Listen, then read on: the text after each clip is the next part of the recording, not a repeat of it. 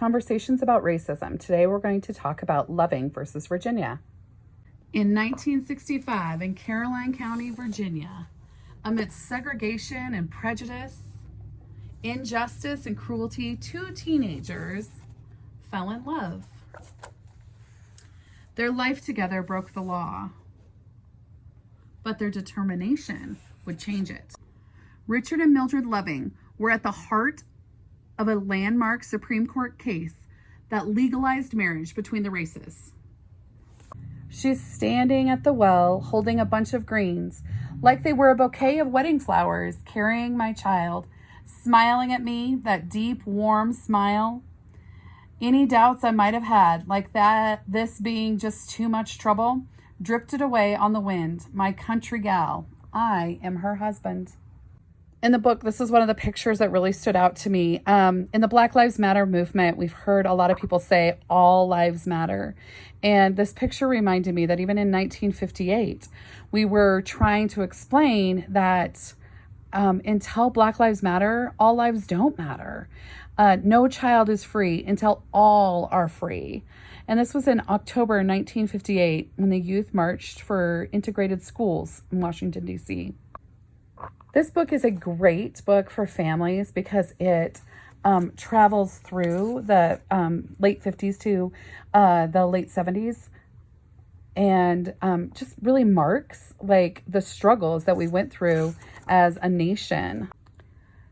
The book chronicles the struggle for intermarrying throughout the 60s, in particularly in Virginia, as well as North Carolina. The lawyers argued that the right to marry was fundamental. If that right is restricted due to race, isn't that an unlawful infringement of one's liberty? What if the law stated you must marry someone of a different race? They said the state shouldn't interfere. The defendant, the state of Virginia, argued that the 14th Amendment did not cover intermarriage. North Carolina joined them in an amicus brief, a statement intended to assist the court defending the Southern way of life. The Lovings lawyer said the Lovings should be able to raise their children where they themselves had been raised, in their home state. Furthermore, their children should not have to live under the stigma of bastardy or illegitimacy. Upholding the Virginia laws amounted to legalized prejudice and relegated the Negro to second-class citizenship. The U.S. Supreme Court in 1967 consisted of 8 associate justices and Chief Justice Earl Warren. After deliberating in chambers, the justices' votes were unanimous. On June 12, 1967, Chief Justice Warren returned to the podium and proclaimed simply, "Judgment reversed." At the press conference, I said, "We're just really overjoyed. I didn't really expect to win. This has been going on for 9 long years. I feel free now." Somewhere in the press conference, I started crying, but not angry tears. Tears streamed down my cheeks because so much has happened. 9 years worth of tears slide down my face. I like to forget a lot about the last 9 years, all but what is precious to me, my family. Our kids growing up with their daddy and me. I take off my shoes and feel the grass soft underfoot.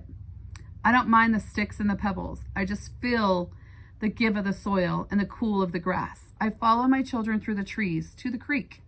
Sydney has waded in, already fallen. I think he did that on purpose. Dawn is laughing at me, so Sydney pulls him in too. The book ends with we'll all sit around the table, join hands, and thank God. The book is written in spare and gorgeous verse and a great family read. It does walk through the civil rights movement through the 60s and has some great conversation pieces. So I do recommend this book for families.